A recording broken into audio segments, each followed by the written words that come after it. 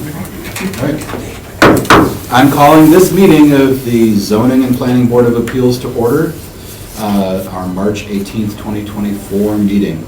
Roll call. Art Dorf here. Steve Shepard here. Josh Cook here. And Corey's excused. Corey's excused? Yep. All right. And Noel Halverson present. Regarding the agenda of today's meeting. Move to approve. Is there a motion, is there a second to that motion? I second. Got a motion and a second to approve the agenda. Any further discussion? Hearing none, all in favor say aye. Aye. Opposed? Motion carries. Approval of the minutes from the February meeting. So moved. Second. There's a motion and a second. Is there any further discussion? Hearing none, all in favor say aye. Aye. Opposed? Motion carried. All right. So, regular business. I've got a couple of things to read here. Folks, the Zoning and Planning Board of Appeals hears and acts on appeals for variances from city zoning code requirements. The members of this board are appointed and the board acts as a quasi-judicial body during these appeals, which means that appeals are presented like a case is presented in court, and the board acts as judge and determines whether to grant the appeal by majority vote. For each item, we will hear from the applicant, that's the people requesting the request, making the request, and staff, as well as any additional witnesses where appropriate. If you are the applicant for an item on tonight's agenda, please, or appellant? I don't know what it is. I think it's applicant. I think Well, it's appellant, yeah, and they're not applicant. It says appellant, but it's supposed to be applicant. okay. It's just a typo. All right, for an item on tonight's agenda, please come and take a seat at the table when your item is called. So we'll call you up. And our first item is consideration with possible action on our request from Roy and Mary Johnson, property owners seeking a variance to extend driveway standards within the front and side yard setbacks at a single or two-family residential home at 2454 Crest Lane, and this is in Alder Morgan's district, District Number 3. Before we begin, I just want to let all of you know that it is our goal at the Board of Appeals to provide and conduct a hearing that is fair in form, appearance, and substance. To ensure that this hearing satisfies those goals, each member of the Board of Appeals please confirm the following truths for this particular appeal by stating, "I confirm." I do not have a conflict of interest in this matter. I confirm. I confirm. I have not received any communication from any person or party about this matter.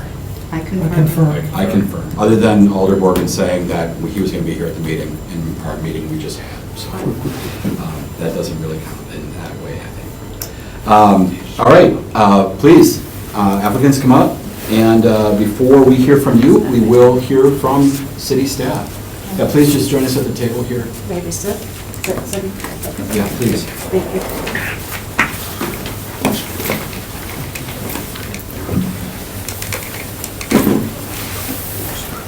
All right, John, do you swear or affirm that the testimony you're about to give will be the truth? I do. All right, take it away. And then, just as a note, Ben was online here for a moment. He dropped out, so he must be having some issues. Okay. But keep that in mind here as we move along. So what you're seeing here, there might be a bit of a, what's up with that number? Appeal 22-34. This originally, if you were on the board at that point, this came to us in fall of 2022 initially, this request.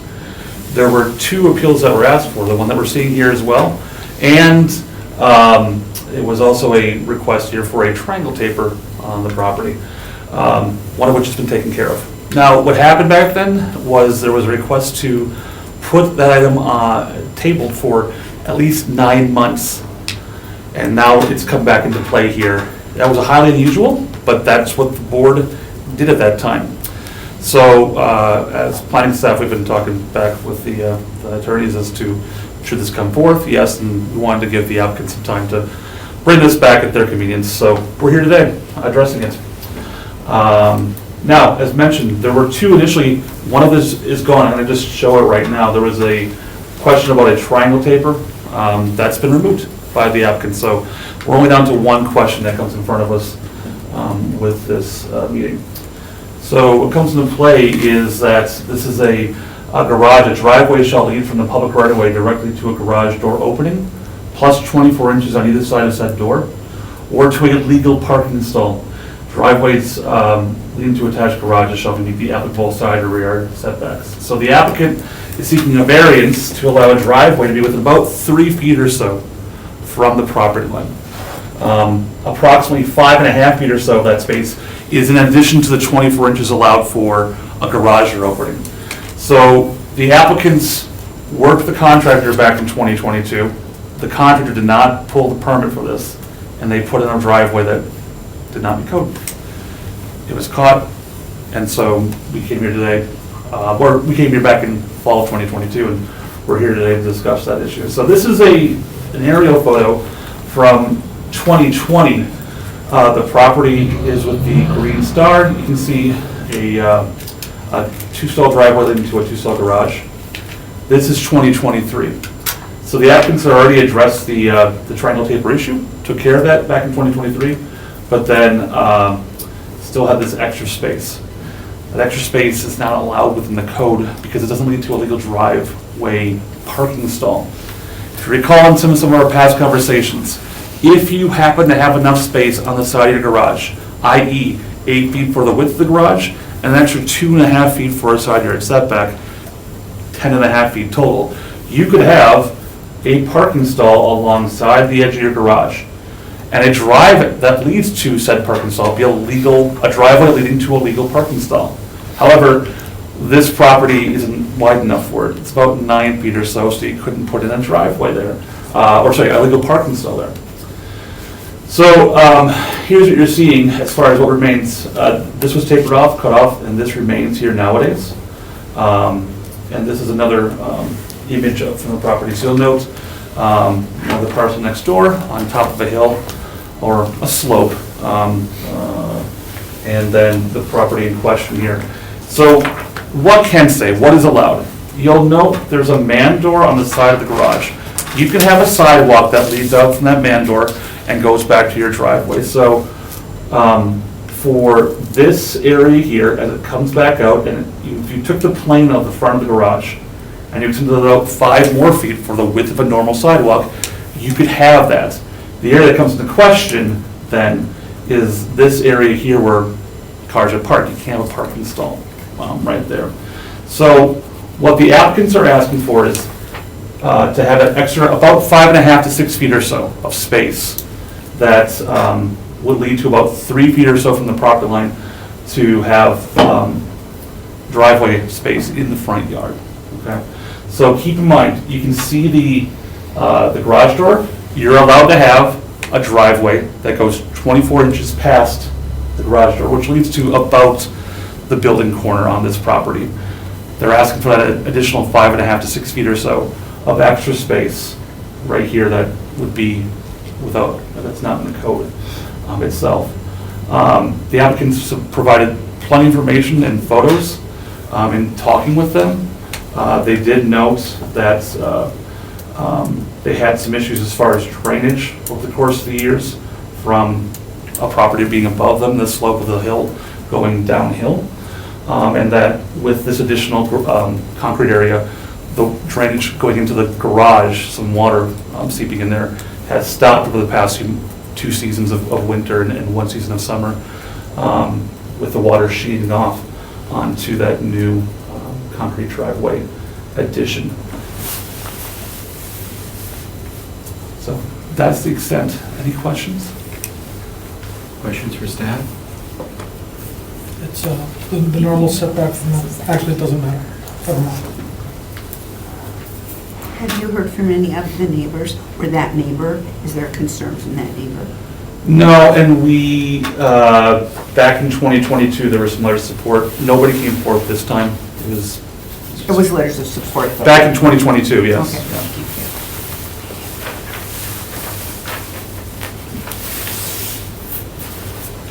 I'm just curious about, process here, why we forced the cut of the existing concrete for the angle when other piece was still unresolved.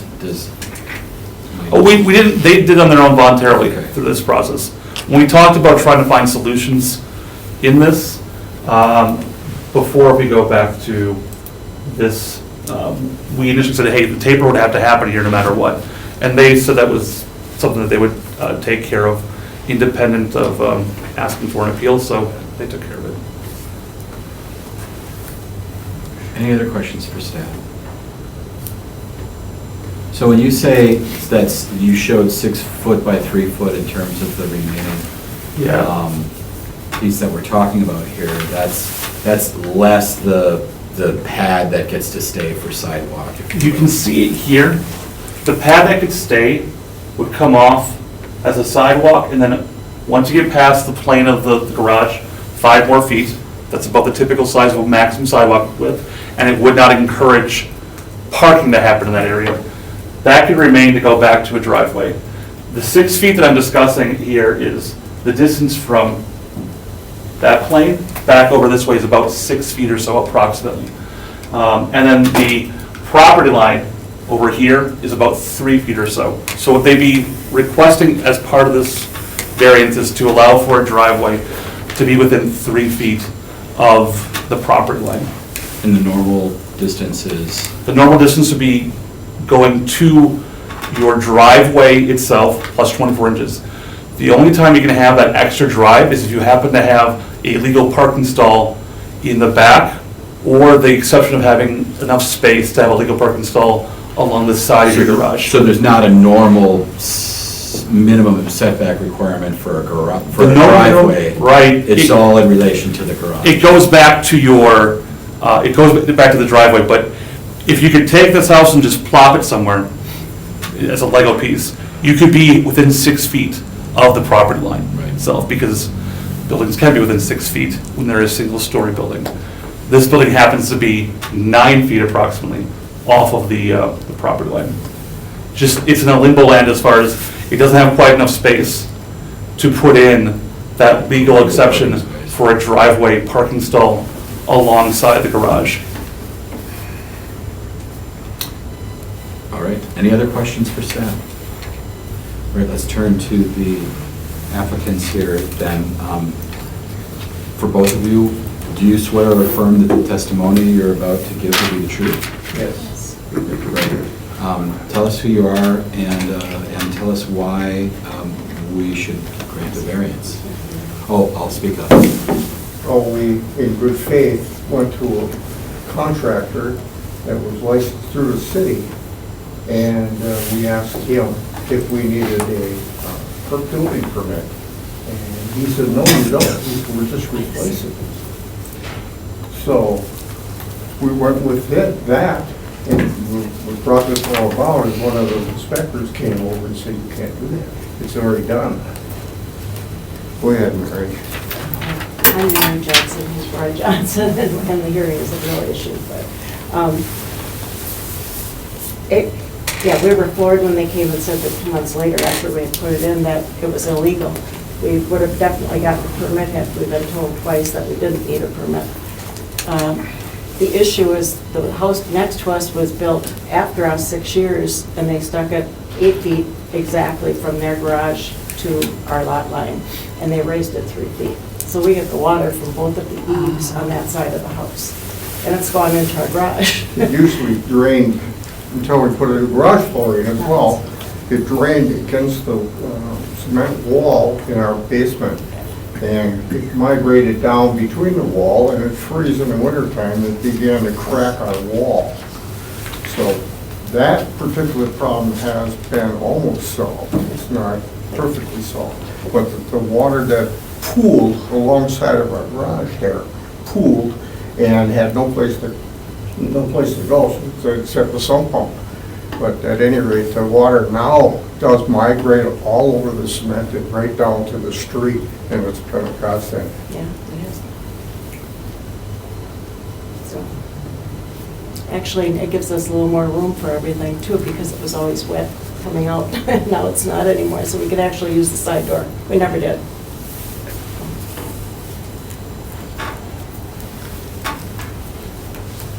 Is it typical for that neighbors to park on the grass? Actually, they just moved in, the year that we had this done, the same month they were moving in, and yeah, he's got his pickup truck there all the time. I don't know what he's gonna do about that. They've been waiting because of our driveway, they don't know what to do with it.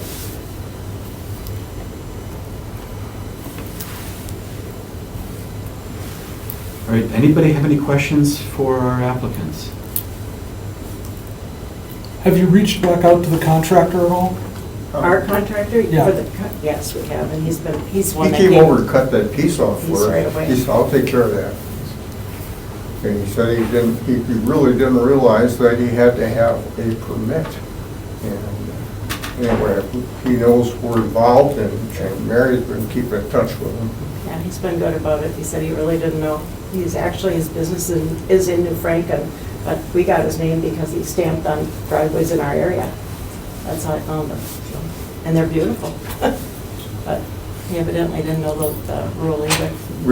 We bought that property in the middle of a lot. It was vacant. It was a truck farm. And all the pipes ran down from a pond up on the hill. And they drained out to the street on Pinehurst and Finger Road. And that's where they washed the vegetables years ago. That's where we built. We actually had a pond in front of our house, or a spring in front of our all house. along the street. There, before we built. And it had fish that migrated down through that spring down from the pond. It We've was got the history. incredible. We had the water issue is building up. Ever since they built that house, we've had issues on it. The contractor knew we weren't happy with that, but they long since gone. We never mentioned it to anybody that lived there. They didn't do it. It was a spec home. And that guy was there to save a tree in the front, which died a year later. So that's why it is where it is, but that's a long time ago. Any other questions for the petitioners?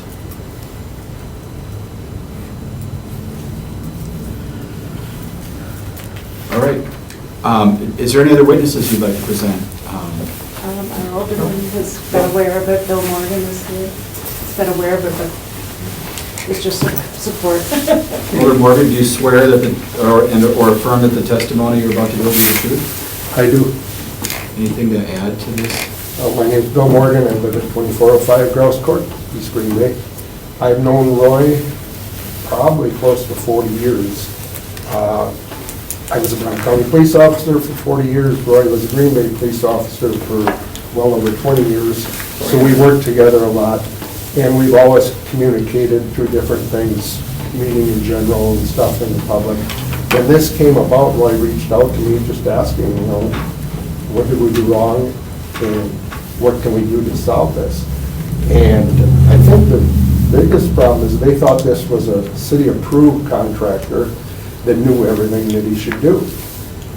He's actually just probably licensed to do work in the city, but he's not one that they recommended the way it sounds. So he was on the list. He He was just on didn't that know the list? rules. But there's other things, I believe too, they had a drain put in their new garage floor. They had that done at the same time. He did that wrong. The city instructed them they had to remove that drain because that was the wrong drain. They've done everything they can to try to make this work. And this, like I say, it's turned out that this water issue has been a godsend for them because, I mean, even stuff like the wood on the bottom of your walls of the floor, we're starting to get all that water and there's stuff that would have to have been replaced eventually. It's made it more convenient.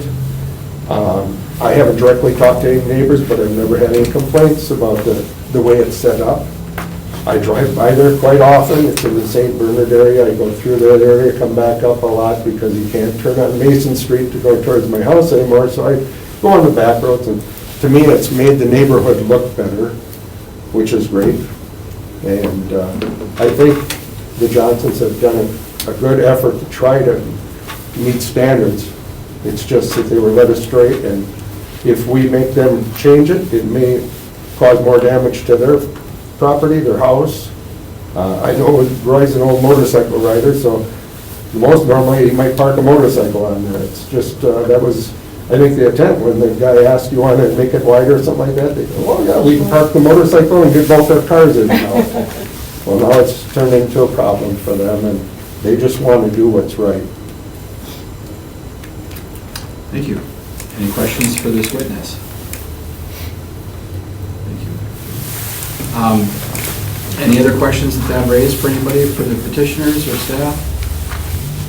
Okay, let's Thank you. We're going to now deliberate amongst ourselves and look at the merits of your case and make a decision as to whether or not to grant it. Thank you. Thank you for letting us do this.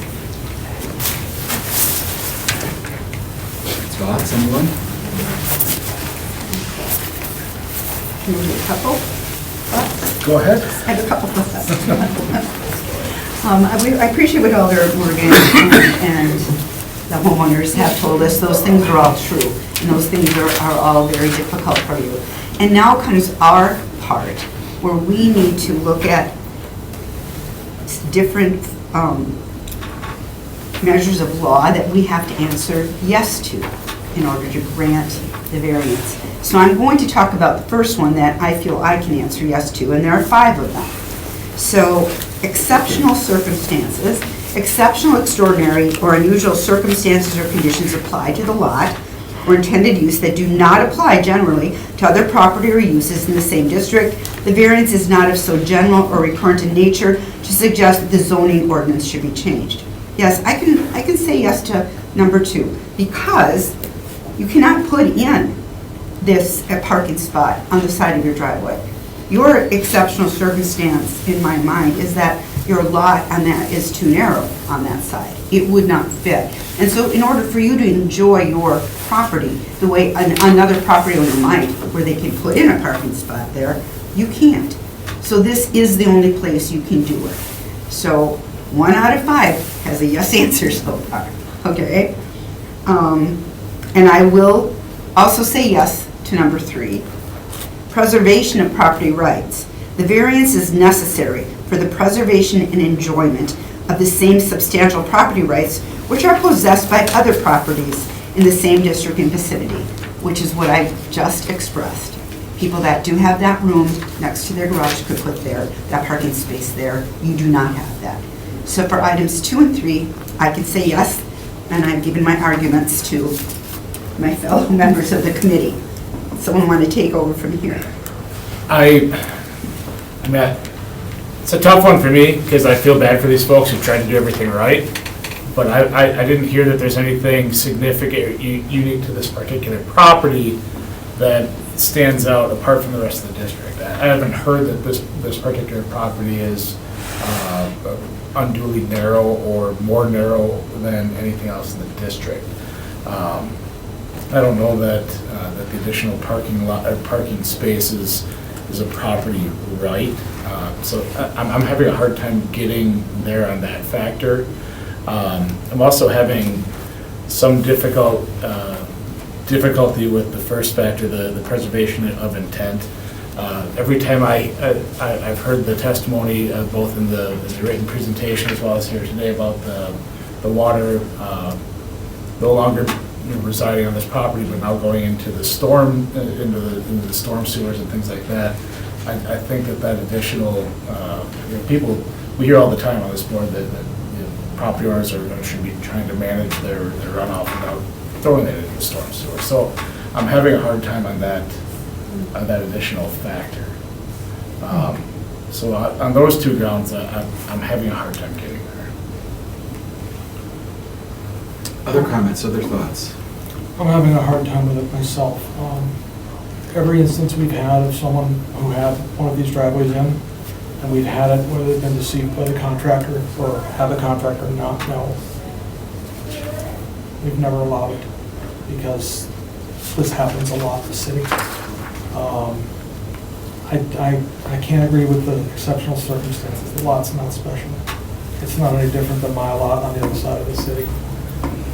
The exceptional circumstances to me here are one we can't do anything about, which was that you had an ignorant contractor who should have known better.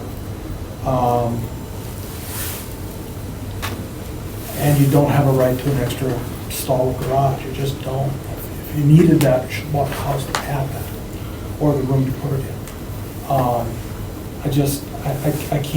can't find a way to make this happen and be consistent with our other decisions that we've made as this board and our stance about these side lots, because there's a lot of these in the city. A lot of them don't get caught. People put it in, and then the other guy will put it in because his neighbor just had it done. Well, one guy gets caught and one guy doesn't. And it's not like the city goes out looking for these. It's usually just on new construction. I don't necessarily agree with the rule, but it is what it is.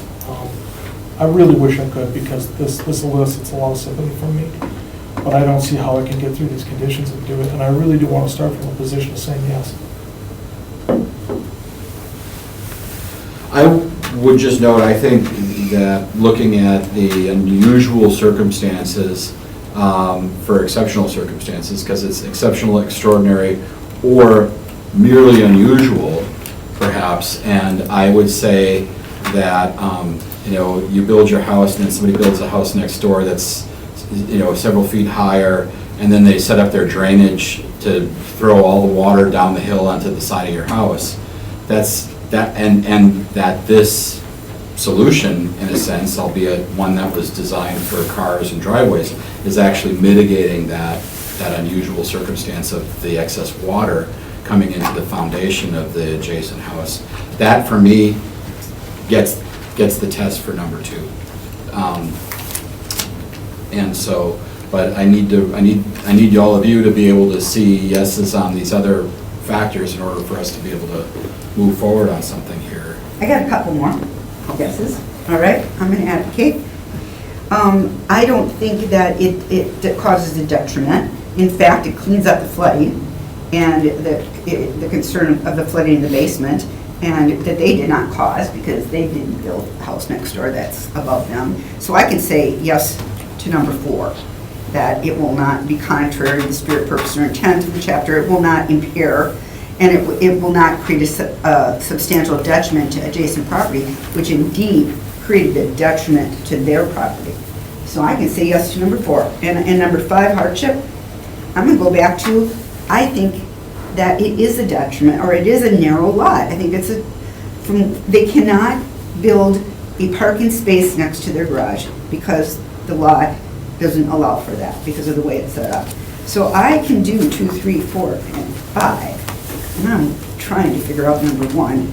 Number 1, for your edification, is a variance would not be inconsistent with the spirit, purpose, and intent of the regulations for the district in which it is requested. Your turn to find it. Yes. I got 4. Did you convince your fellow I have to members work here? on, if I can't find 1, I need something for 1. Because we have to answer all of them, yes, that is what the law is. That is what we're told we have to do. Sure. So do you have something for 1? Well, we're talking about a driveway, and the form and configuration of driveways takes a lot of different twists and turns, and many different varieties of drive can be a legal driveway. So, we're not having it curve up into a ramp, we're not having it turn into a tube, I think it's a driveway. And I don't see anything in granting this variance that's necessarily inconsistent with the purpose of regulating driveways. But I don't know that, that is convincing to our other folks. Where I'm having a hard time right now, all due respect part of it, is I don't see that, there's not a right to have a 3-wide driveway. Boy, I wish I could have one. But there's a right to another parking spot. No. If you've got the There's space. not a right to another parking spot. I've heard nothing about this particular lot, that it's significantly narrower than anything else in the district. And that's, that's what the language we usually look at when we're looking at exceptional circumstances. What is different about this lot that is apart from everything else in that general area? I haven't heard anything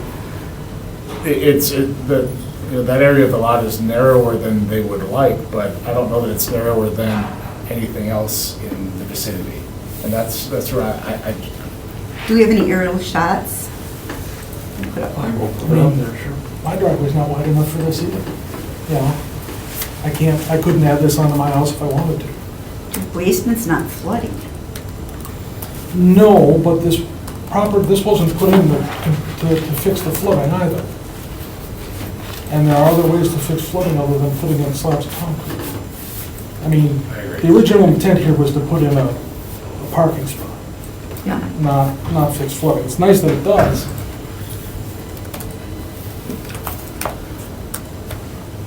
I just couldn't, they just don't have an option. Yeah, I hear you. And I feel terrible for these folks. They were misled by a contractor. But I think that's something that requires recourse to the contractor, not to the board.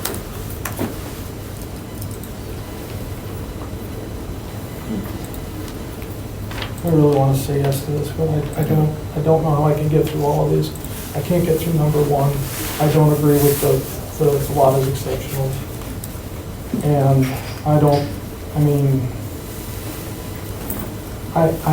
the only thing here that makes me pause at all is the flooding. It just, that should have never happened. They should have never been allowed to put a house in that cause a water problem at their house. But that's not our thing either. Yeah, and I guess I was willing to go with that this non-conforming driveway is actually helping solve a problem that is there, and so that seems a little exceptional to me. But we asked John a question about the lot size of the lot width.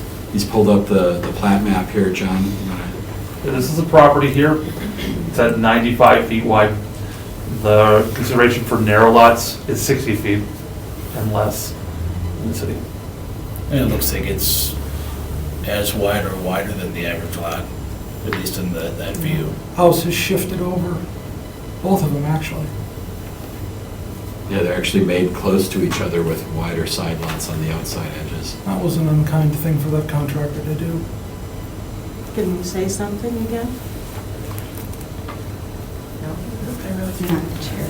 If you've got some additional Is evidence, there, no, well, I don't know if it's evidence, I was just gonna say, everybody on that street has sloped from the hill down, it is a hill, so it comes all the way down, we have a pie shaped. So in the front, it's one thing, back by the fence, we'd have 13 feet. In the front, we don't have 13 feet. So two people had told us to extend that driveway next to the house, and Mr. Leroy had come out, and where the part where he measured is in the front of the house, of course, but the back end probably would be able to fit that extra piece that was told we could use. But it isn't really the parking at this point now, it's to try to keep our garage dry.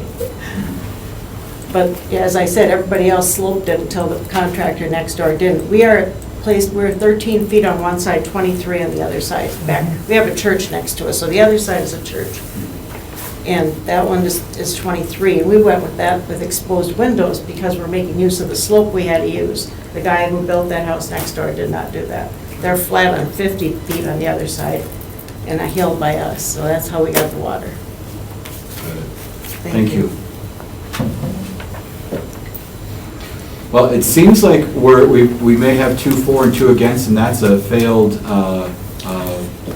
variance unless somebody wants to make a motion. What's I that? still gotta actually. Yeah, no, I get it. Yeah. But I'm just saying, it doesn't seem like we're going to have that. Is somebody willing to take some action on this here? Well, let me ask you a question. This is theoretical, and so if, let's say that they came in to the planning office and said, we know that adding this concrete sheet here will provide us with water mitigation we need. Would that have been approved as water mitigation? No, it would not have been. If they came in saying this is a solution for water mitigation, we would try to provide other possibilities to do that, and we would say, come to the Board of Appeals and state your case for a variance. If you feel that it is applicable, bring it forth. I think we should hold this till there's 5 of us here. Can't do that. Yeah. can't do that. Until there's 5 here. And if we make a motion to deny and that fails, is it approved? If we do a backwards motion? No. Well, I'm trying every trick I can think of. It's pretty clever. That was clever, guys. I think if somebody wants to make a motion, they should. Move to approve. give it a shot. Move to approve this. So we've got a motion to approve the variance as requested. Is there a second? Just to clarify, because there's been a lot of discussion on the elements, your motion to approve is based on the elements as you articulated them? Yes, I said yes, yes, yes, yes, yes. But just based Oh, on yeah, what you yes. said, not Based on on what what- anybody else said. Right, they're based on the elements as I articulated them and as I see them. Yes, thank you. I'll second that motion. Any discussion? Hearing none, all in favor say aye. I, Aye. Opposed? Hey, Sorry, the motion did not pass. So we can't grant your variance I can't request. hear you. We can't grant your variance requests. Sorry. Thank you very much for consideration. thank you, your niceness. John, do we pay now, because we've not paid for our permits? I'll be in touch with you here tomorrow, and we'll figure out a way to. Thank you so much. Good night. Now we get it from the contractor. And I would make the contractor pay. Yeah, I've seen the contractor pull it out. I mean, he seems like he's been cooperative, maybe he'll pull it out on his own. We don't Can't want talk- to, we don't Yeah, want to we never venture got into on the the area record. of providing any advice here. Oh, they're not in the room, but we're not. But It's still recorded. We're being recorded. Fair Yeah. enough. Good luck, folks. We have Lindsay here. All right, our next item is Appeal 24-05, one from this year. Consideration with possible action on a variance request submitted by Steve and Cheryl Malcor, applicant and property owners, requesting to exceed side yard setback standards for an attached garage at 210 Bedford Road, and this is in District 2. As I noted before, it's our goal to provide a fair hearing. So if you all could, please confirm the following for this appeal by stating I confirm. I do not have a conflict of interest in this matter. I confirm. I confirm. I have not received any communication from any person or party about this matter. I confirm. I confirm. Great. Would the petitioners please come up, take a seat? And as we did last time, we'll actually start with our staff. John, again, on this item, do you swear or affirm that the testimony you're about to give will be the truth? I do. Thank you, sir. Please proceed. All right, property here at 210 Bedford Road, it's on the east side. It's in RR, Rural Residential District. And the request that they're looking for is to do some reconstruction on an existing building and adding on to an attached garage that has had some structural issues. So 44-554, table 44-2, building zoning requirements require for buildings that are 1.5 stories or more for a primary structure to be a minimum 8 feet from the side yard setback.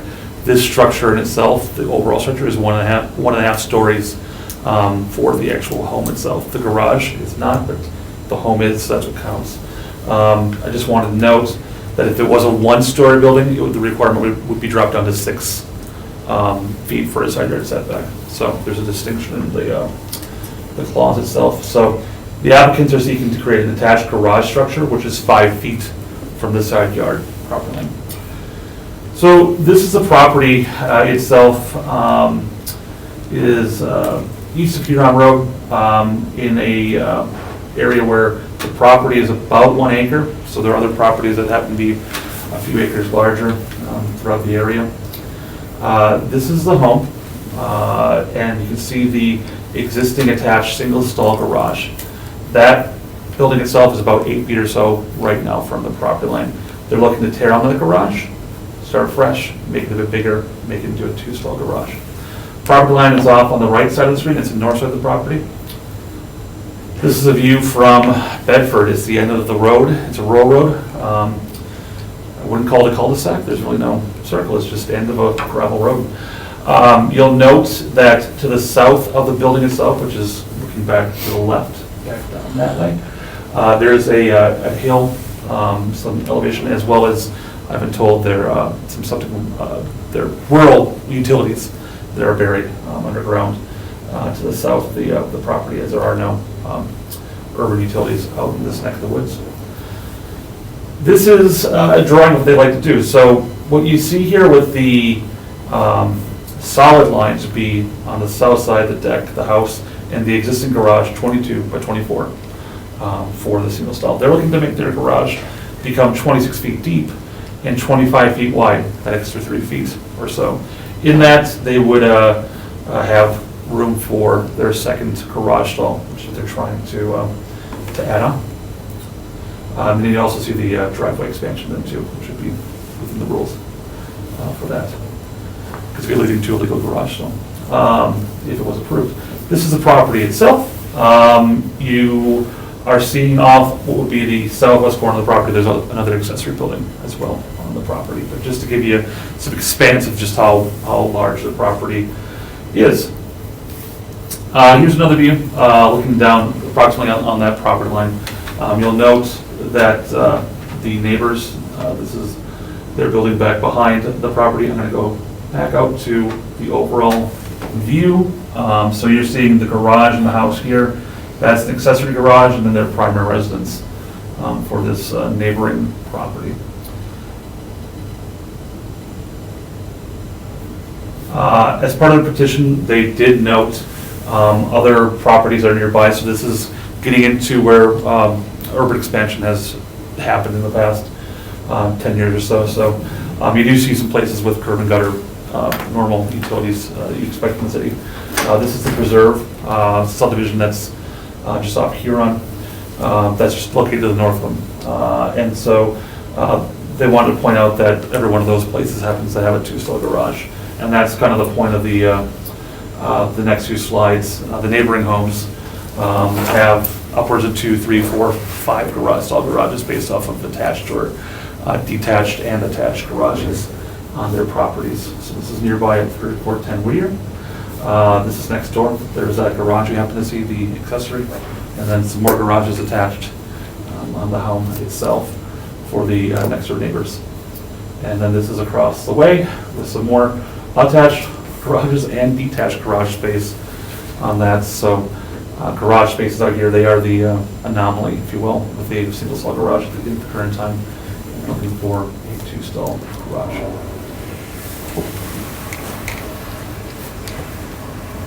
Questions for staff?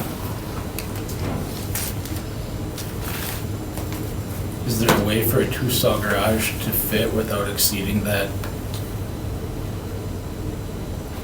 setback issue? Yeah, so we Do they discussed- have that space? Right, we discussed some possibilities as far as what they can do on the site itself, okay? So if you were to just take down this garage, because you're gonna be doing that anyways, legal ways to make this work with an attached garage. You could put a garage back over this way and attach it to the house, have it be a side-loaded garage. Now, that said, when it comes to the house itself, there is some living space back over in this neck of the woods. The attachment comes through a breezeway, if you will, because the garage is on the ground floor and there's some foundation for an overhouse where it leads to. So that is an option. You could do a tandem garage if you wanted to get two stalls to where you'd be back, set one and the other, and you would still meet the requirements. You know, there is space, technically speaking, back over on the south side to do a detached garage, but you do have issues as far as septic and elevation back that way, and it wouldn't be attached. I do want to note for this property here, we didn't receive any sort of communications from neighbors surrounding the property regarding the project. Go ahead. Is it 1 foot, as we're talking about? So we're talking about 3 feet. Because it happens to be the 1.5-story, 2-story home, Okay. now the side yard setback happens to be 8 feet for attached structures. If this happened to be a single-story home, then it would be 6 feet. But it still wouldn't meet 6 feet. It still wouldn't mean it'd be off, in that case, it'd be off by a foot, yes. And if you don't know this, I can ask the applicants when we get to them, but how old is this home? I do not know the age of the home. It was built in 1905. So this was the original It's an farmhouse original house for the from that whole- area. Yeah, okay. That's what I thought. Other questions for staff? All right, let's move to the petitioners. Do you swear or affirm that the testimony you're about to give is the truth? Yes. Great. Tell us your names and tell us why we should grant a variance. Cheryl and Steve Malcourt. Yeah. Steve Balfour. Okay, why? Yeah, make your case as to why we should break the rules. To Okay, do so this. we have looked at different options. We have contacted a contractor. Like you said, off to the deck, unfortunately, that is our septic system, so we cannot go and build over there. He did talk about building behind the house. That would block all our windows in our bedrooms and our bathroom back there if we did go back that way. We do have a landing to get into the house, so we have 3 steps. So that's, 24 inches up that we gotta go from the yes, garage floor up to get into the house. to get into the house. And I don't want steps in the door. I want a landing. So- Kind of make it a little safer. No, I see. So we do need that. We did talk to our neighbor that is, which would be 150 Bedford Road, which has the accessory garage. We did talk to him and he was okay with, asking for the variance. We do not have curb, it's a gravel road. Most of the time. Most of the time, yeah. It's pretty bad right now. So I guess we're looking for a functional 2-stall garage. I mean, we probably could get both our cars in there. Will we be able to open our doors? Probably not. So that is why we were asking for that little bit of extra space.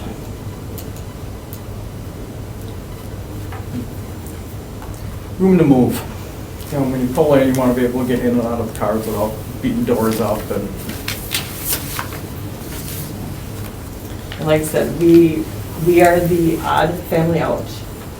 Yeah, We have a- moving it to the back would just, no one has a place like that in the whole area. And now, all of a sudden, there'd be this garage in the back. It just wouldn't be out of place. And actually, if we did do an unattached garage back further, we'd be closer to our neighbor's house. From where he is, he really cannot see our garage because of the tree line, and his accessory garage is down there also.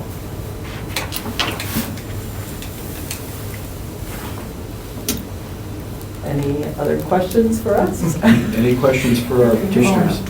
How long have you owned this home, if I may ask? I own a house, 30 years. 30 years? Longer than that. And the Maybe lots, longer. I'm It's not longer even than sure. that. Longer than that. and the lot size was always the same through that? It's a 1 acre lot. Right. And it was that way when you bought it? Yeah. It was his parents' house prior to us moving. And they're the ones that partitioned out the rest of it? Yeah.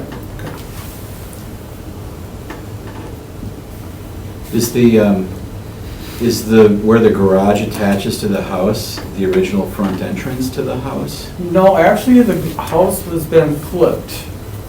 The garage used to be on the other end, Okay, the south side. okay.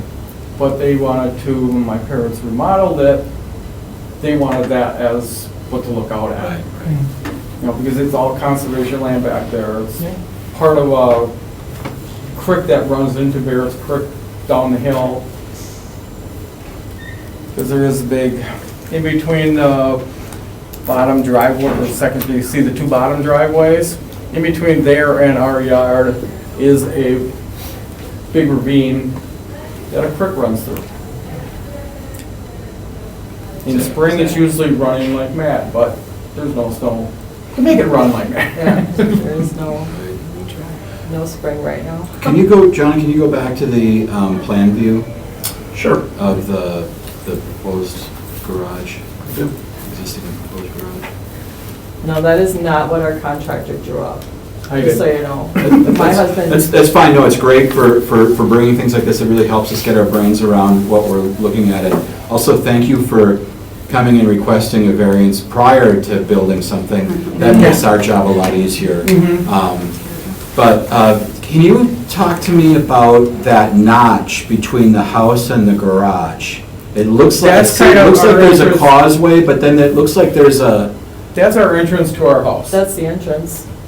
no, where it connects to the middle, but what's above that there, John? That space with the dashed line at the top? That's just an open area. It's dead space. Are you closing that with the We're proposal here? hoping it's gonna all depend on what the contractor can do. He's not sure what he can actually do there. In terms of mating into the existing Yeah. structure? Okay. Because it seems to me like that's at least 3 feet wide, and the whole thing, if it jogged over, that is kind of at a moot point in terms of the setback. But you couldn't, because those are the That's our steps. entrance to our house, we need our Those are the steps Our there. door. Oh, so that you don't have to go through the garage to get to Right. those. Do we have a photo of that side of the garage in the house? So Oh, where there's a that, picture in the garage, no. Or around from the other No. side looking back? But you can see my car there, and you can see the door right in Mhm. front. To the left of that door is where you gotta walk up to get into the house. Yeah, but that space that's open between that and Is on the other side of that. the other side, there's not another staircase No, there and a no, door? no. Okay. Nope, it's all basically open. Yeah, okay. So To the the stair, outside. the stairs currently run from the house to the right in that picture, correct? They run. Yeah. They come down from the house. Could you turn the stairs and landing and just have it go that way? That way it's not, you don't need the stairs down, you can just turn them parallel to the house. you still wouldn't be able to get you parallel to the house, because you're still gonna have that, you still have to have a landing for us to get in the house, because the house is, you gotta go up 3 feet to get, 24 inches to get into the house. Yeah, but if you stood on that landing and turned to your left to go downstairs into a garage that was then encompassing that whole space, you might gain the room to park and not have to encroach as much in the setback. Is I think what we're trying to get at here. Oh, see, we're not sure what we can actually get away with over there when we get a contractor to actually look at it really close and figure out dimensions and how big we can make that. Because right now, it's just basically about 4 feet wide, 4.5 feet wide to walk up to the house. Mhm. And then it's Yeah. that big notch back there that's nothing. So if you took the garage footprint you're talking about for your new garage, and you just moved it not way north, or which That would direction am I be- looking? Am I looking to the north right now? You're looking to from the east, looking west. I'm looking west right here, okay. So if you took the garage you wanted to build and moved it west so that it cleared the house, but wasn't so far in front of the house that all your views are gone, I mean, you could build that garage detached, it looks to me, like, move it, jog it to the left a little bit, and you're not necessarily obscuring a tremendous amount of view. You've already got some portion of the garage is behind the house. This would just be making it, I guess, more that way. Was that an option that you explored as you were looking at Well, this? we can't move it back because of where our door is to get into the house. That's if you wanted to continue to have a direct access between the garage and the house, I get Right. that. I'm looking at solutions that avoid the encroachment into the setback, and that might mean, rethinking your entrance. I'm just trying to get to an understanding of what might be possible. Because with on, regard in to between, development. well, on that opening that you're seeing in between the house and the garage, right next to that in the house is our stairs to go to the basement. So we really can't do nothing there. Well, he's basically suggesting that getting into the house, you'd have to walk out in front of the garage and go outside, Mm-hmm, and that would be exposed inside. mm-hmm. I mean, that's. Yeah, unless you built some sort of a breezeway or a hallway external to your house that connected to a garage that was jogged back a ways. And that was, I think, the other point John was making, that another option would be to turn the garage so that the doors are facing, to the right in this image and pulling up in a driveway and coming into some. Then we'd be blocking Then you- our then you- bedroom yeah, and you'd be having bathrooms it in a and different story. all that's on that side of the house, all our windows looking outside. But, it was built in 1905, and it's 2024. Most people have garages that are attached to their house. Mhm. Right, and they have 2 cars that need a place to park. So I can see where, in the other case, 3 was going too far. I think 2 is, provides them the preservation of property rights, to preserve and enjoy the same substantial property rights which are possessed by other properties in the same district and vicinity, which mostly have attached garages. That used to be my district before the lines moved, and I know the preserve really well, and I know the houses around there very well. They are all built with attached garages. So I'm going to say that to preserve their right to use their property in the way that the people around them are using it, they need an attached garage. And so Before we get into deliberating, Okay. sorry folks. Oh, we're not sorry to deliberating. interrupt. We're not Sorry. deliberating yet, they're still We're doing not their thing. deliberating. Any more questions for them, and then we can wrap that up and move on. all right, I'll undeliberate now. Sorry to jump in there. Will you want to chair this meeting? I think you need, I don't think I do.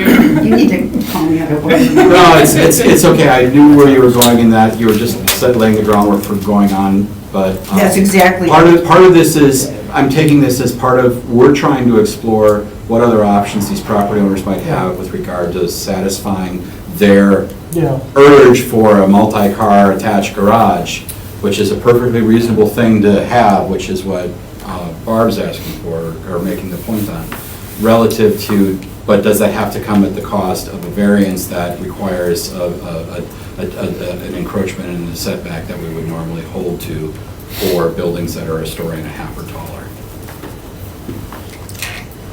Can I just say something? Our neighbor that lives there is not going to build down by us, so it's not going to affect, another house coming onto that property, because he already has an accessory garage down there, so he's not building a house. It's garaged out. His house is way up here, farther up the road.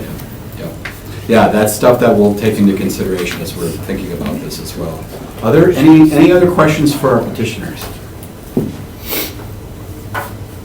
All right, thank you so much. We're going to deliberate and see what we can do here relative to granting your request. All right. Thank you. Thank you. I have a suggestion before we go down these. Okay.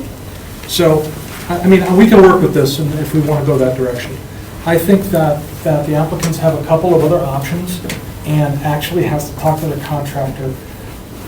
I think, and of course we can ask them when we get back to that this might be a good one to pause. Because if we deny this, and there's a chance that we may deny it, there's also a chance we might approve it, but if we deny it, you can't apply again for another year. And it will wreck all your plans. My thought is, if you haven't had somebody tell you whether or not you can turn that or get this down to a minuscule distance where we're not going to have any questions, I mean, I would do more work before having us vote. That would be my suggestion. I could work with what we have here. I have an opinion on how this should go. But I don't think you necessarily want us to vote if there's a chance you're not going to win. And especially if you can't ask again for another year.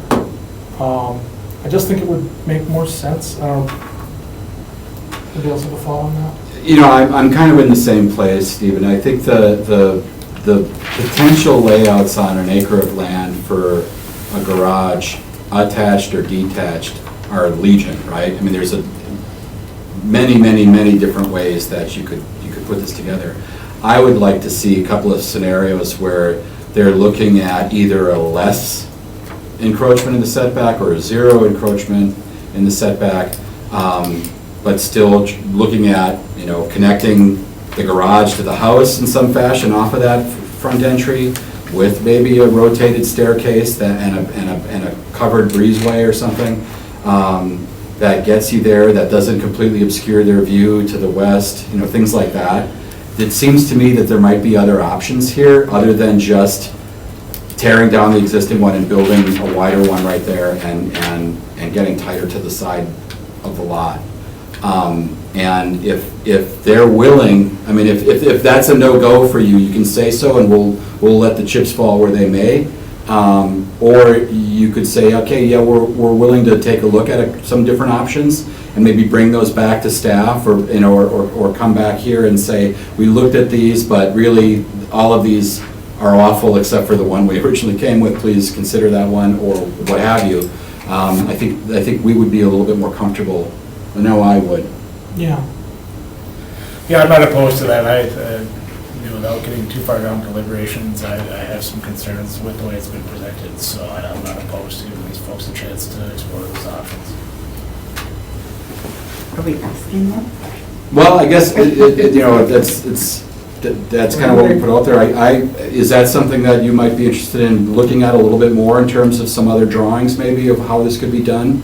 Okay, we can do that. I know that our contractor, because of where our roof is on our house to the garage is also a concern as to how to build because of where the roof and the garage. So there may That need to be a bit of engineering. Yeah, That little bit of how what you call the breezeway or whatever it is, it's not really a breezeway, but it's just that little entrance where the house is, was a concern for him.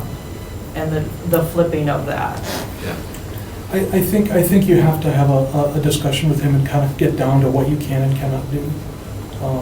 And try and figure out a way to get this within the bounds if you can. Because right now, it seems to me like you have a number of questions that you have to talk with your contractor about. And I would get those answered. But I mean, if you want, we can, of course, vote on it, but it. No, we can talk to our contractor and see if there is something we can do. But do you see where the little breezeway and then Yeah. that is a concern? That's just asking for water trouble, isn't it? That's what they're probably concerned about. I think one of the options John mentioned too, go double deep with the parking. Heck, maybe you even have a garage door at each end of that thing so that you can pop out and you'd have enough room on the side yard probably for a drive lane anyway, to go back out from the front or the back. I don't know if that's even permitted, but you guys can talk about that sort of thing. I was gonna say, we can't do that. Remember, our septic is on the other side of the house. No, Right here, just making a I double don't think we deep should throw out garage, but it has one stall facing the street. Anyway, so granted that 3 months? Is that too much time? 2 months? We meet once a month.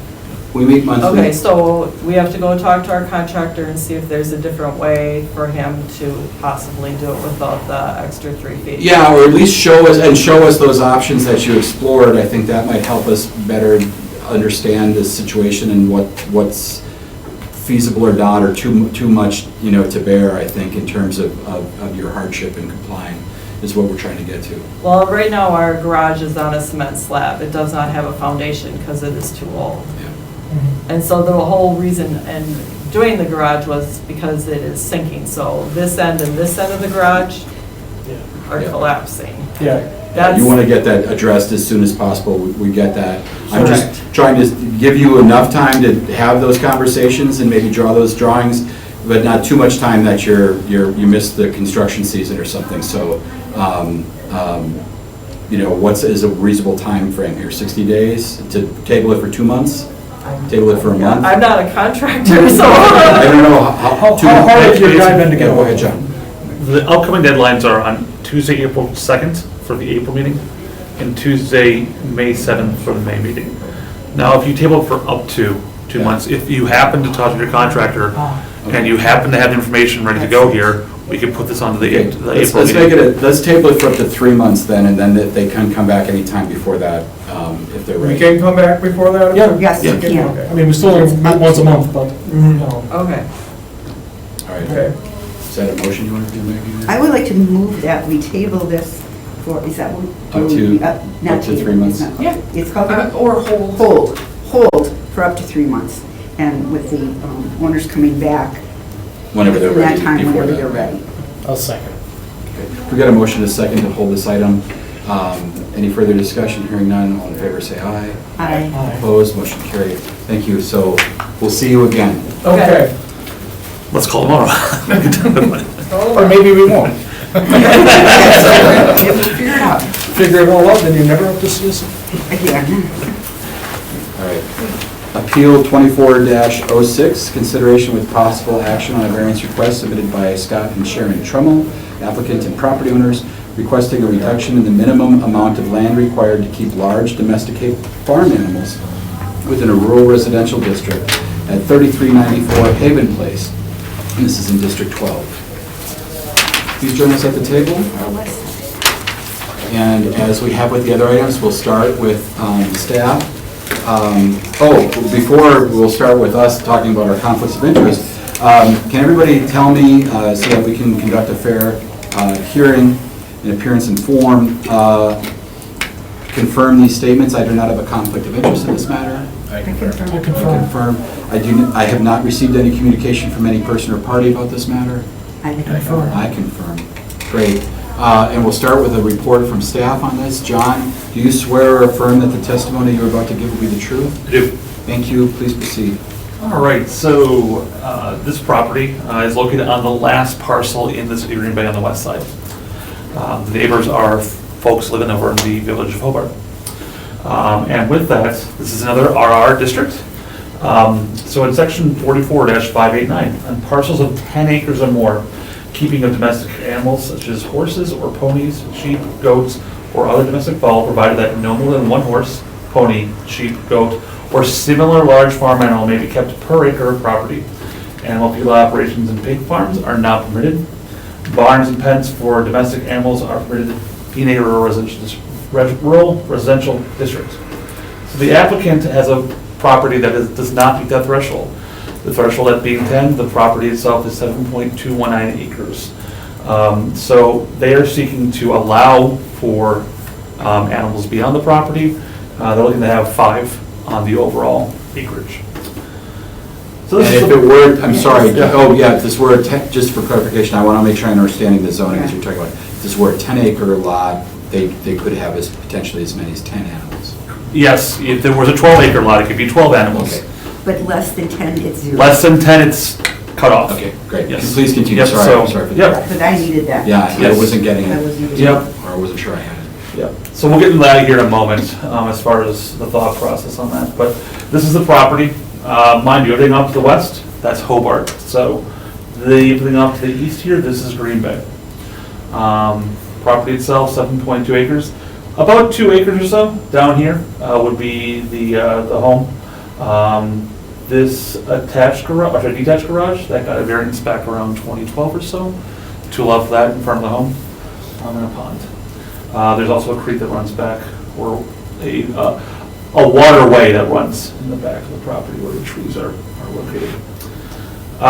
This is a idea of what the applicant would like to do on the property as far as showing different areas for where either horses or cows would be kept on the property, those 5 they're requesting. So different areas for different zones for fencing and where they could be, along with a shelter that would go through a typical site plan review to place something like that on the property.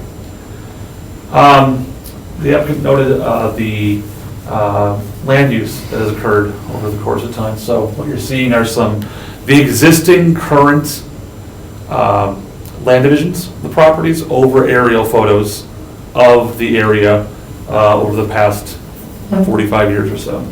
So you're seeing 1978, a farmstead, not much, maybe a few homes down here over in the Hobart area. As time marches on into 92, still pretty empty.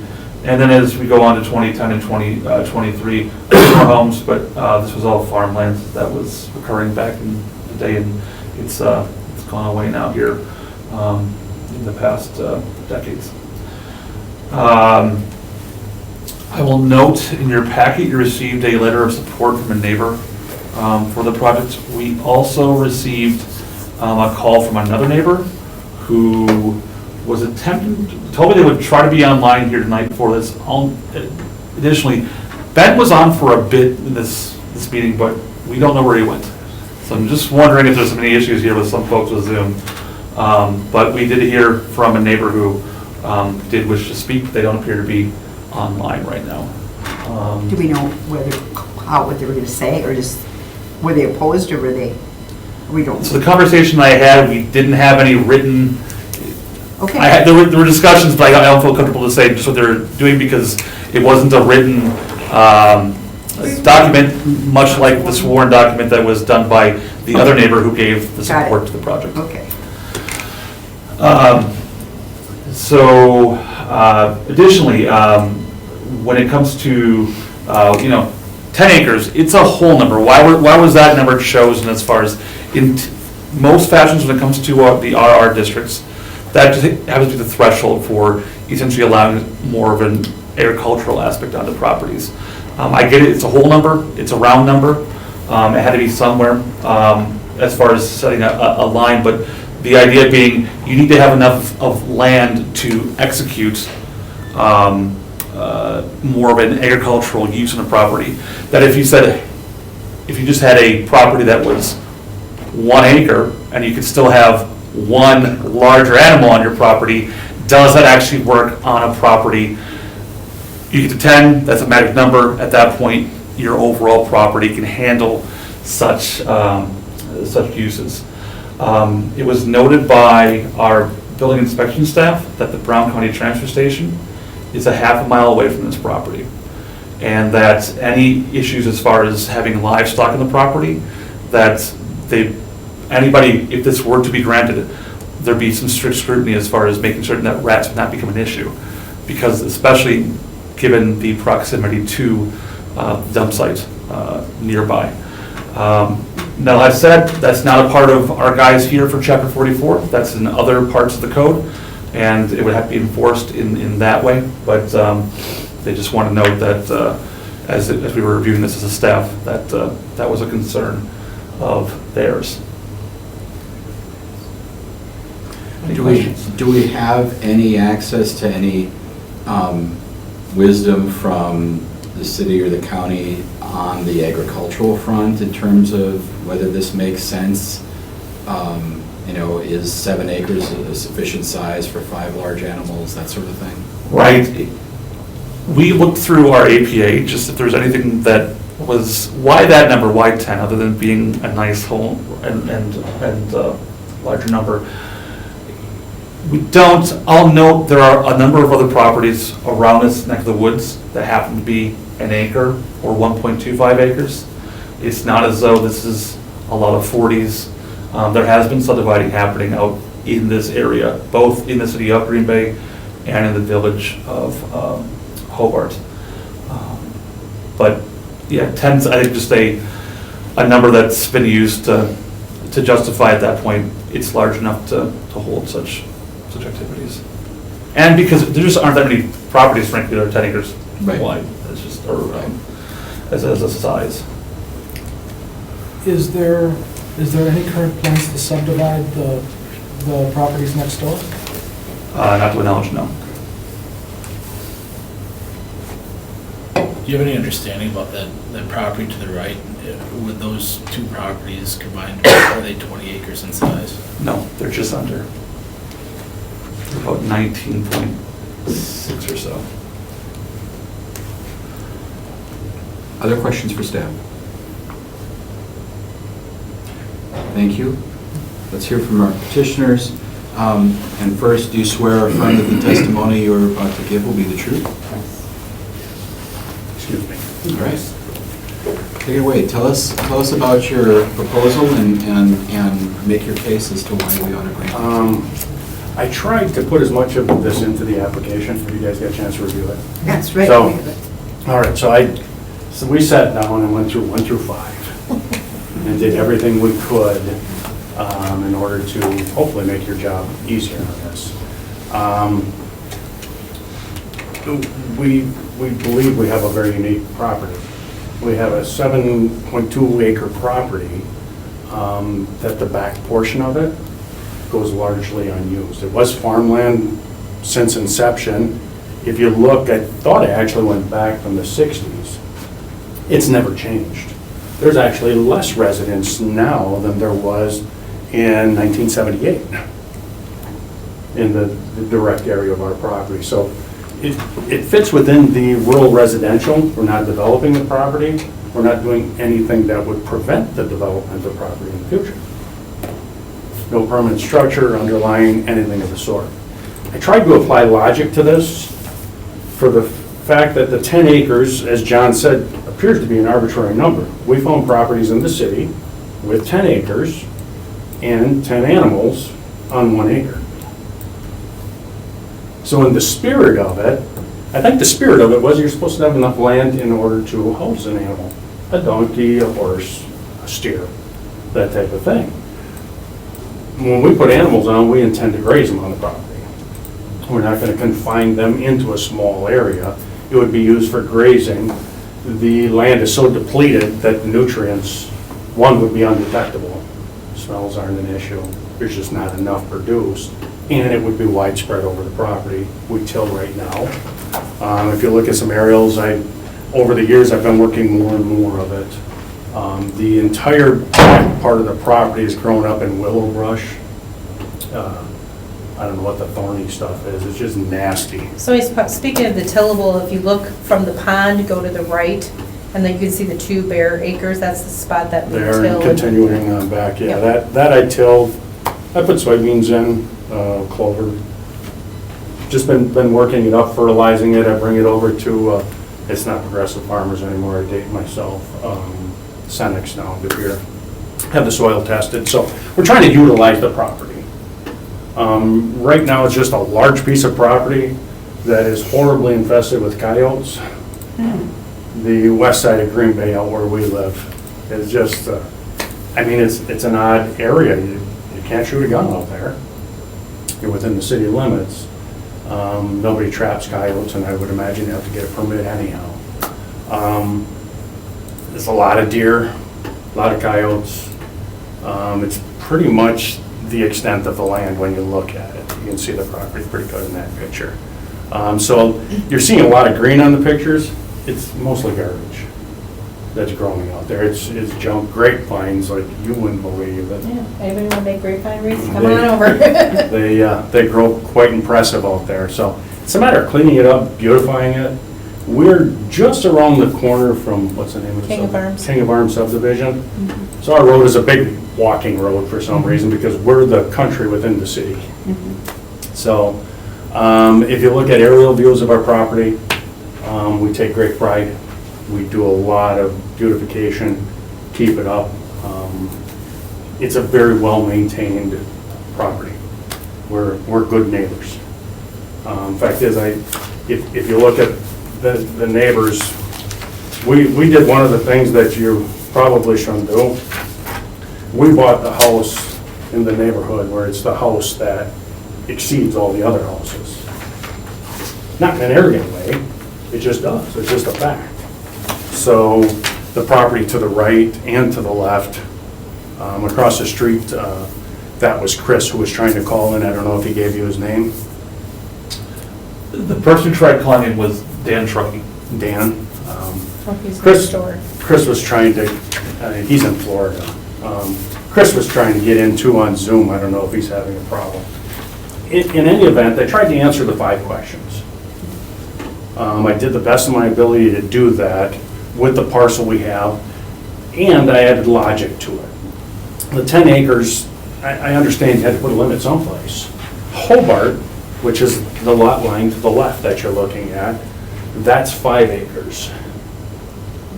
So Their limit is 5 acres? their limit is 5. So when you're looking at the people on that side of me, anybody with 5 acres can put animals alongside of me. Do So I- they? Do you have other people on the board It's side? next door, they had horses for a little bit, they're gone now. It depends. I think Turnovers it's- down, I think they just have like chickens, ducks. Yeah, chickens and ducks right now. It's rural, it's an agricultural. The person that lives to the left of us, their father actually owned that, was a home farm there. And then all got subdivided and ended up there. So being in the spirit of it, the 10 animals for 10 acres or 12 for 12. So if you look directly across the road, he's got 16, well, he could put 16 animals across the road from me. I've been Yeah, right looking there. at. Is it 16? 15, sorry. So in the spirit of it, if I were to take and draw a line across the back of the property that I actually use, that would take 1.85 acres off, which would leave 5.8 acres, something to the effect. Well, you never round up, you round down, so you're looking at 5 animals on 7 acres versus 10 animals on 10 acres. The ratio gets smaller, and it's all behind where there are no homes. There's no place to affect anybody. I thought I put a dimension on there to put it in relative terms. The closest that it could get to anybody would be the equivalent of a city block.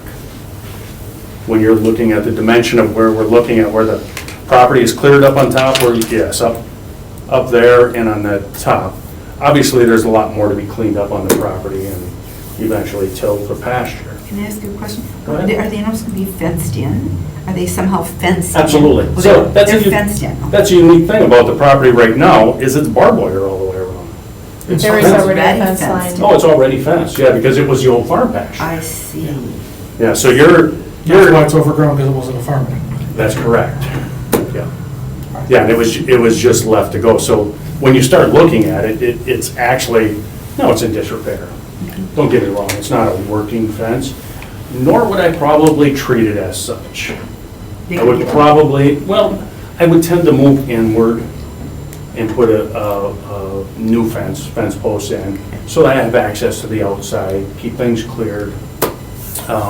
Right now, everything is so overgrown, the possum, raccoons, I mean, you name it, it is thick out there. Wow. At least it gives me some access around the outside of it, keep the grass cut, keep the fence lines clean, and just make a good-looking property. Do you have any idea what kind of animals are going to be? Throwing around a couple ideas. We throw, yeah, You're still working on it, that's okay. Yeah. We're working on it, but with the kids, us, maybe a steer. Like to graze one out, finish one off, let's say. You want something that they don't grow in the winter. So you bring one in early spring, graze them throughout the year, and put steak on the table in the winter. Probably, and it always works well with company, if you will. So a Jenny works real well, a female donkey. It always works well with them. One, they're very domesticated, they're very friendly, and they tend to spend time with the other animals. Pony, Yep. grandkids, that type of thing. Nothing exotic. We wouldn't do that. We're just looking for your standard. That's a whole different section of code. Not looking to go there. Your time is valuable. I can't think of anything else to add to it other than what you see there. Across, there were several fences on this property because they had day pastures, night pastures. So there's fences within the property, again, in disarray. They need repair. I have all the equipment out there to do it. I've got a medium size. Too much. Yeah, medium, well, but everything is inside garage. Yeah, you don't see- Again, if you look at a street view of our property, it's extremely clean. Everything I own is inside. I don't care for a look Outdoor storage. like that. You know, where everything's outside and, on the side. So if you look at a street view, I've got a 25 horse John Deere tractor. Got a seeder, cultivators, different tools for actually doing this type of work on the farm. So I grew up on a farm. I know animal care. I know, what needs to be done. What's offensive, what's not offensive. So there you go. That's all I got. I can't actually ask any questions, so I'm going to throw it out as maybe advice to the board if anybody wants to ask about rat prevention. Oh, okay. I don't, We're worried about rat prevention because of, what is it? the dump is closed. It's a solid waste transfer station. Right, and Has them. the waste transfer station is nearby, and because, generally speaking, when you have livestock or larger animals on a farm like, or a farmette, you have food outside, or food that could be an issue, that could attract We would have rats. an issue with that as well. Yeah. Because we've had people on both sides of us that have had Rats. rat issues. Bad. Which has been, we've had, I don't know what you call them in the city, the rat czar. Came out a couple times. That's more or less what we call it. Is he? Yeah. He has come out. The house next door, they actually burned it. I The don't one know. that showed that farm Yeah, stuff. that old That's all farm gone, stuff. yeah, that's Yeah. gone, because that was a mess. Horrific, yeah. So what are you going to do for rat prevention? What are we gonna do? We are not going to, store any hay outside. Where you Okay. really get it from is people throwing round bales on the ground outside and stacking several. Okay, You're given habitat and food. okay. When it comes to any of the grains, anything of the sort, it would be stored indoors, there you go, in the second garage. I've got the tractor and a loader. We throw a bag in there, go and feed. The other thing I would do is all elevated feeders, which is the next bad thing. People will put a feeder on the ground, throw a round bale in it, and again, that's where it comes from. So you have elevated feeders. Absolutely. You drive around in the country, Yeah. and you can just see which farms have rats and which ones don't. It's very obvious. A clean, cleanly place, elevated equipment, you're not going to have any rats. Field mice, on the other hand. Wow. Oh my God, the field mice. But we have a are dog guys. that loves those. Yeah. We got the best mousing dog you've ever seen. Oh, She absolutely loves the mouse. But Other questions for the commissioners? All right, we're going to deliberate and. Thank you. thanks for your time. I struck up twice and it's easier. Okay. Just, I mean, if we, look at quality of applications and completeness of applications, I think we got a really nice package here. Wish we had a little metal to hand out. A lot of material to work with. So what are your thoughts with regard to the tests that we've got? Let's really test that. I mean, I think I can answer most of them. Give it a shot. So in terms of preservation of intent, I mean, as we talked about, I think we kind of beat it to death that 10's an arbitrary number. We have room for the animals. 4 or 5 animals on a 7-acre lot is not, I mean, they're not elephants, so I'm not too worried about that. I think that is within the spirit, purpose, and intent of the regulations for the rural district it's in. The circumstances here, again, I think kind of what we're looking at here is, some older plot lines, and I think that the way the property is laid out so looking at the rural nature of the house, they are technically in the city, but I think that these rural areas, people tend, if you live out there, you tend to expect to be able to keep some kind of animals, not always necessarily, full-sized cows or steer, but I think that it would be kind of strange to deny this when, we're basically denying over a ratio for number 1. And I don't think we're away from that either. So, and then number 3, preservation of property rights. I think this is pretty self-explanatory. You don't buy 7.5 acres out in the country and dedicate it to scrub. That's not, you either plant trees or you have animals or you do something other than the aforementioned scrub. So I think that is part of the preservation of property rights. What's that? Tick habitat. Tick habitat, yeah. Absence of detriment, I don't see any detriment there. It doesn't appear to be any kind of, on any of the maps, any real movement on the land out there. It doesn't look like there's going to be imminently a huge subdivision next door where people are going to scream about the smells of the animals. And frankly, if you live that far out and you're not used to farm smells, have not moved out there with any sense of reality. So I don't see any real detriment to that, and I don't think that the number of animals they're planning on having will be a detriment to the property or the neighborhood.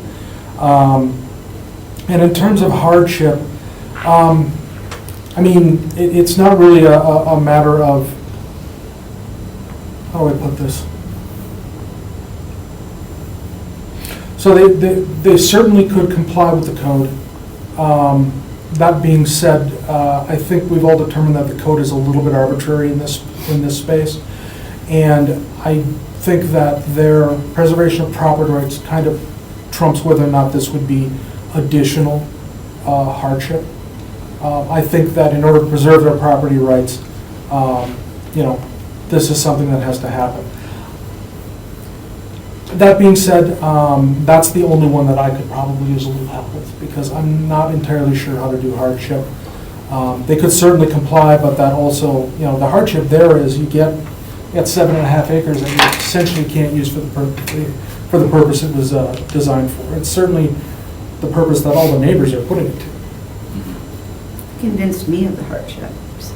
Okay. That's where I stand on it.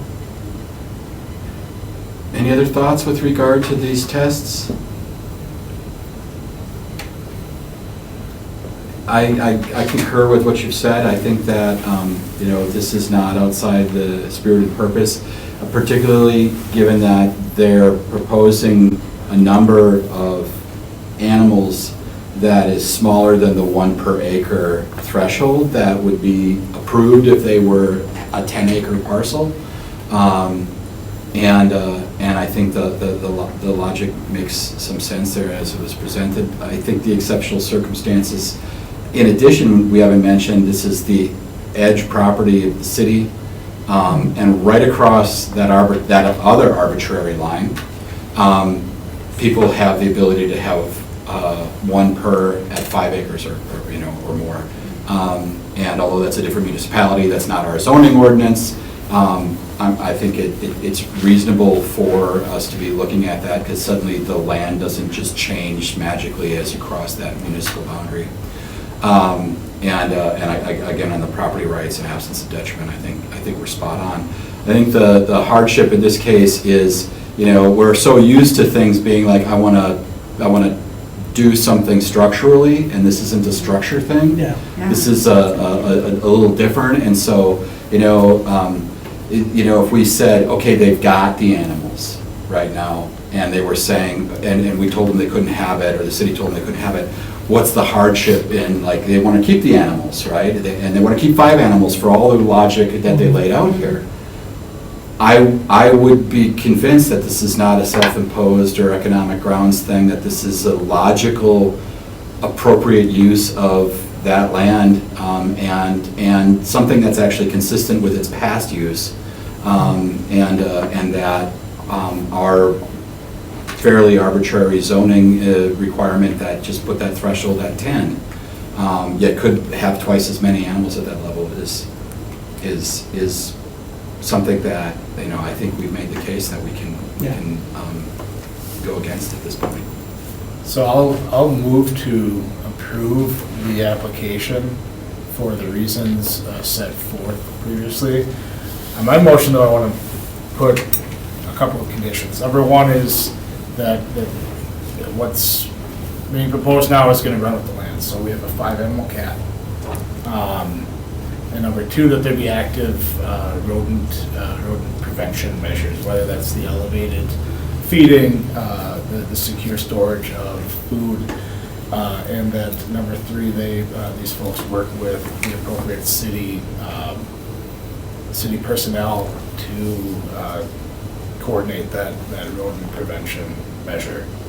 So that is inartfully as it is my motion. I'll second it. Can I make one other suggestion for a condition, an additional condition? I don't know the section of the code that we're specifically referring to here. I don't know if it defines large domesticated farm animals. Right. My suggestion for the condition is that that no exotic animals under our animal ordinance be permitted. And it does have exceptions for deer, donkeys, horses, like all of those that they're talking about. But I would just include, since it does run with the land, I would include a condition that it comply with our animal ordinance. Yeah, I thought compliance with I guess the additional requirement would be compliance with all other city ordinances, including but not limited to the exotic animal ordinance. And I'll continue to second it. Okay, motion and a second to approve the variance request as with condition 1, limit of 5, condition 2, actively practice the rat control things as outlined by the petitioner, and number 3, that they comply with all other codes and ordinances, including whatever stipulates what kinds of critters they can have. Number 2 also included to work with the appropriate city staff to make sure that road. Yeah, he said the coordinator. Oh, I'm sorry. Yeah. I didn't hear that part. Okay. All right. Any further discussion? I'll call a question. All in favor? Aye. Aye. Opposed? Motion carried. Thank you. Thank you. Thank you for your excellent application. Thank you. You want to run a workshop for us? For all the other people. Thank you very much. I tried hard, and it's, You did it, you just followed the instructions. You'd be amazed at the number of Don't people. let him fool you, he had more hair when he started, don't let him fool Okay, you. so informational, next meeting Next meeting of this body is Monday, April 15th, 2024. You may be saying goodbye to me, we don't know, because as if I win my election in a second, I can't be on this. Take care. Yep, Thank you're you. good to go. All right. Won't you be sworn in on the 16th?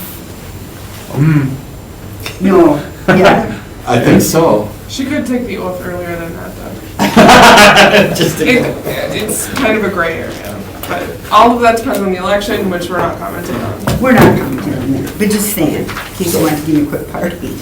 I Well, I hope we don't see you, I don't know, I don't know. With very nice sentiment, we cannot express such sentiments during the meeting. I'll move to adjourn. Thank you. thank you for your service if this happens to be your last meeting. Aye. You have to say. Aye. Oh, we're done. Aye. The knuckle Aye. makes it over. Good luck, Larry. Stop.